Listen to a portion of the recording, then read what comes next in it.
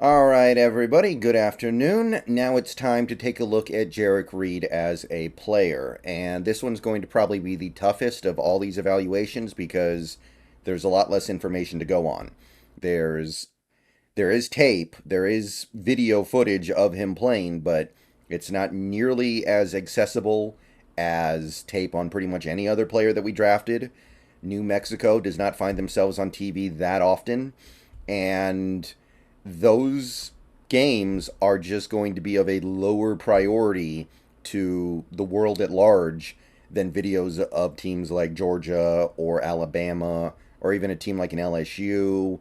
So it's just a little bit harder to get to the bottom of things, but I was able to look at some stuff, put some stuff together about this guy. So let's take a look here. Here are, as near as I can tell, the pros on Jerrick Reed II as a player.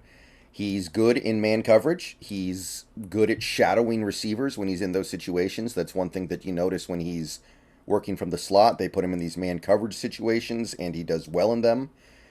He fights hard to make pass breakups at the point of catch. He's improved dramatically in this area over the last few years. He went from a player who basically didn't make any plays on the ball to a player who's making at least one a game that is actually statistically trackable. And he's involved close to the point of catch on many other plays throughout the point of the game. He's got significantly improved ball production with each season he played, like I said. I generally think he's a pretty smart player. He's consistently making the right decision out there. He's very heady, got a good football IQ. That's something that stands out. And if you ever watch a New Mexico game, the announcers will point it out constantly when they're talking about New Mexico and their defense. A lot of experience starting at lots of experience starting at New Mexico across many different roles. Like I said, he played a lot of slot, he played a lot of free safety, he played a lot of strong safety, even a little bit outside and a little bit in the on the line. Not that I would read a lot into that, especially at the NFL level, but he's got multiple opportunities to find a way to be a meaningful NFL player. If he ends up being too much of a shaky tackler to play in the slot, he's got a chance at safety. If he ends up being too small to be a box safety, he can be a free safety. So he's got some opportunities to prove himself able in various areas. He's good at not falling for double moves, good at making sure he's in the right place. He's not going to get beat over the top a lot. He's gotten really good at reading the play and trusting his instincts and not just biting on fakes. He's ready and willing to stick his nose in there on run support and tackling. One thing that I noticed watching him, he's just always around the ball, always coming up to try to make the play. He flips his hips well when he's in man coverage moving down the field. So this is going to be kind of the difficult part here. What part of his game do you want to limit?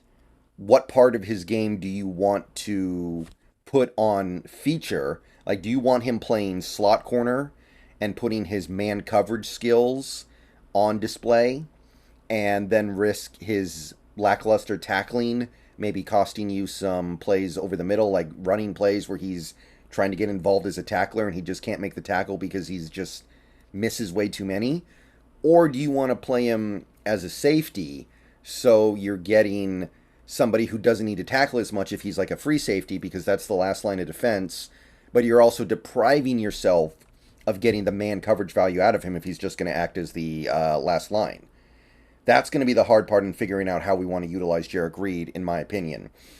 He tested very well at his pro day, indicating ability beyond what we saw. I think he ran like a 4.45 40, and he jumped well, which was not really something that we saw on the football field at New Mexico.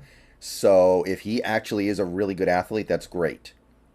Some of the issues with Jerrick Reed II, he's small, and he, while he is a good athlete overall, the problem is that his size really becomes an issue when he's trying to tackle. He doesn't have the ability to have stopping power. His tackles are pretty much always wrap up tackles, and his arms aren't that long.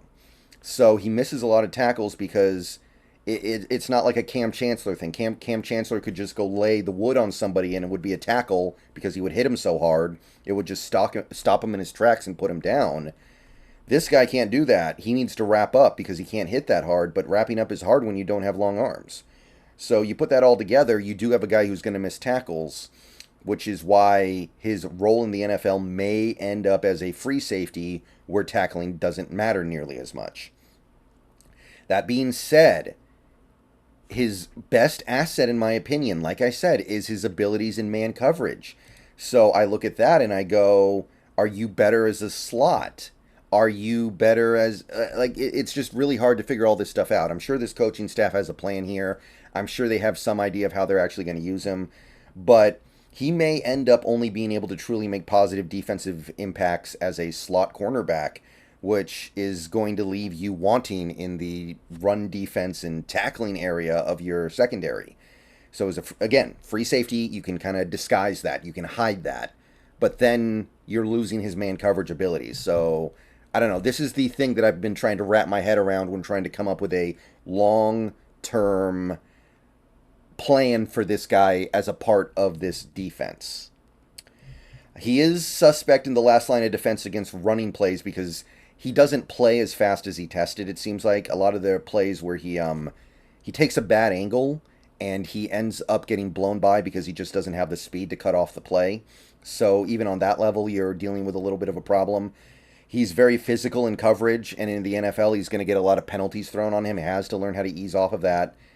And I noticed there are a lot of plays where he does a good job in coverage. He has good coverage. He's all over the receiver, but he doesn't turn his head around fast enough. A lot of the time, the ball is just hitting the back of his head. The ball's bouncing off the receiver's hands, but he didn't turn around in time, or else he would have had a chance to make a play on the ball. So he got to turn his head around a little bit faster. All right. So those are the pros and cons of Jerrick Reed II as a player, as near as I could tell. I was able to watch his game against Boise State last year. This was about the best I could do. His game against Boise State, I think it was week 2 of the college football season. I actually saw a lot of really good stuff. And my overall impression of watching this game is that Jerrick Reed II was by far the best player on that New Mexico defense. And I say that because every play, you're noticing him.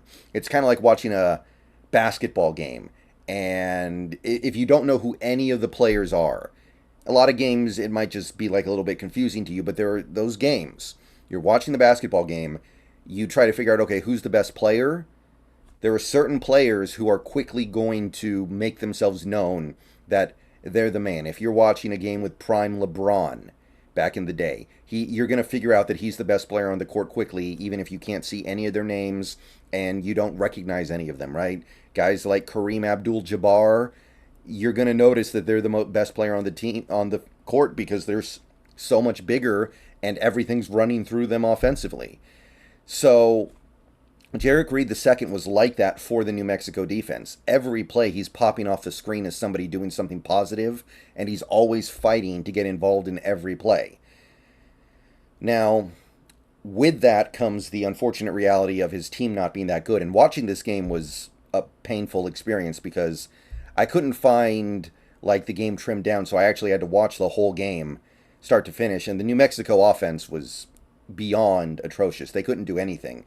I think New Mexico scored 14 points in this game, both on kick return touchdowns, if I remember.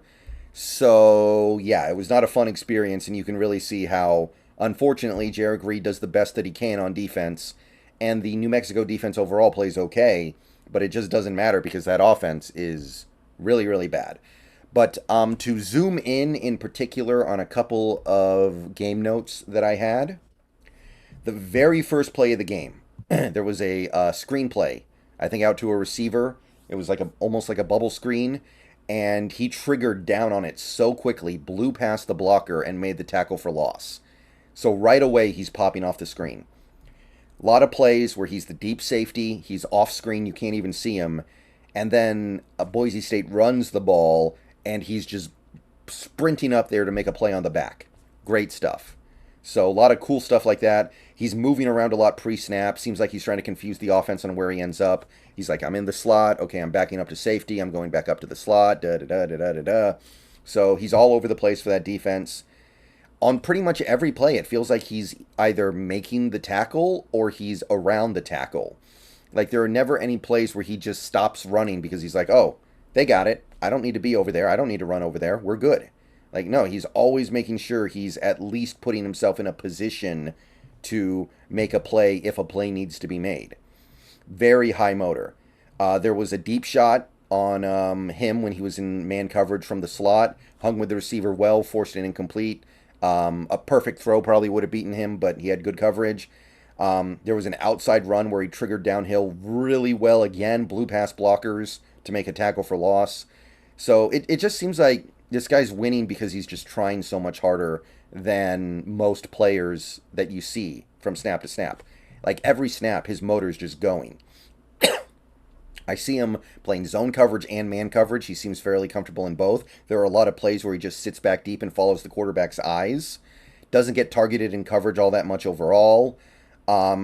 He doesn't lay big hits. Like I said earlier, he's not a big hitter. He wraps up on his tackles. But in this game, it was pretty effective. I didn't notice any real problems with it.